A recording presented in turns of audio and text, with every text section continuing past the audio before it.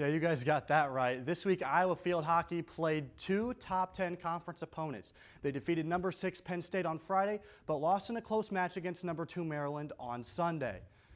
Against the Nittany Lions, it was tied up for most of the game with the score at 2 goals apiece. However, with just 1 minute left, Maddie Murphy scored in dramatic fashion, giving Iowa a 3-2 victory. But yesterday against Maryland, unfortunately, they could not keep that winning streak alive as they fell 2-1 to the number 2 ranked team in the nation. We need to stay connected especially on transition. Organisation on defence needs to improve, and that's probably what we're going to work on for this next week. Iowa will wrap up their regular season this Friday when they play number 14 Rutgers on the road. Iowa soccer earned their 3rd straight victory this weekend and is undefeated at home this season. The Hawkeyes hosted Michigan Sunday afternoon in a game that got off to a slow start with a scoreless first half. In the second half, junior Devin Burns sprints down the field and chips it in with an assist from Natalie Winters that goes over the Michigan goalie and gave the team a 1-0 victory over the Wolverines. With this win, goalkeeper Claire Graves moved into the 3rd spot for all-time victories in program history. We thought we could catch them on the counter, and that's actually ironically how the goal happened, is that, we were able to catch them flat and Devin got in behind and was composed enough to finish.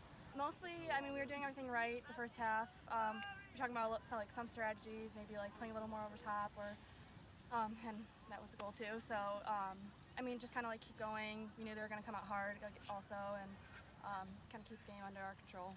Winning is a habit is something that we've been saying, so hopefully just continuing the winning streak and coming out with the same mentality we have the past 3 games.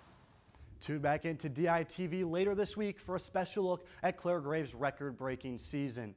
In other news, the football team also took care of business when they traveled to Bloomington to take on the Hoosiers. Well, okay, took care of business is an understatement. Iowa dominated this game. It all started on the opening drive with this touchdown pass to TJ Hawkinson. But TJ wasn't the only tight end to see the end zone, as Noah Fant put up a touchdown of his own with this 28-yard connection from Nate Stanley. Stanley threw a whopping 6 touchdown passes in this one, including this upcoming immaculate pass to Nick Easley. Iowa had no trouble with this one as they beat the Hoosiers 42-16. We knew Indiana would pose challenges for us. They're aggressive on defense, and then the quarterback and their offensive attack. It's the first time we've really, I think, played a good dual threat guy that could hurt you with his feet or his arm, and he's a really tough player to go against, and I think we all saw that last week as well. So happy about the way we responded and came up with some big plays. We knew coming into it they were an explosive offense, averaging just over 28 points a game, I think. A quarterback that's a dual threat guy. And, we knew we were going to be tested. I thought we responded well, held them to 16 points, but at the same time, we can play even better. We got some stuff to clean up, things to learn from. Just got to keep moving on from here. Just clicking like that is just a hard thing to stop because, we're going to run the ball too. So when we get the passing game going, we start getting the running game going, it's pick your poison. Are we going to blitz them to stop the run, or are we going to have to man up and cover them, to going deep, going short, and, it's just a two-way thing with us. You're going to have to pick your poison, like I always say. After this win, Iowa found its way into the rankings at the AP poll at number 19 and the coaches at number 22. But as I'm sure you noticed in those highlights, we heard the names TJ Hawkinson and Noah Fant. DITV Sports Director Lucy Rodine has more on how those players continue the legacy of exceptional tight ends at Iowa. Iowa football has always had the reputation as tight end U.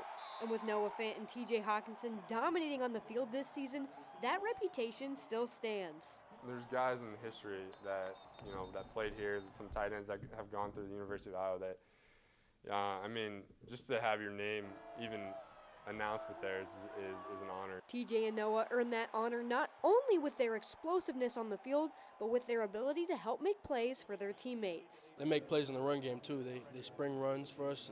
They make big blocks, and I couldn't imagine being on defense, trying to handle 2 tight ends like that. They make game plan for, Noah and TJ, but, you got me, Brandon, Easy, like I said, on the outside. And then the team started the game plan for us because we become, a threat, so to say. Then, Noah and TJ can, have a field day like they did today. And the two-headed monster at tight end struck again as TJ Hawkinson and Noah Fant both had over 100 yards against the Hoosiers.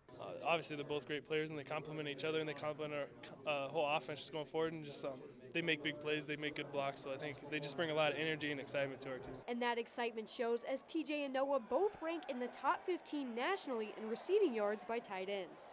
Reporting from Memorial Stadium in Bloomington, Indiana, this has been Lucy Rodin for DITV Sports. Iowa's use of their tight ends is more impressive than the sheer number of pumpkin-flavored food products released this month. All jokes aside, expect this two tight end trend to continue. That's it for me in the sports studio, but come back tomorrow to hear more about Nate Stanley's record-breaking weekend. Sydney and Lauren, back to you.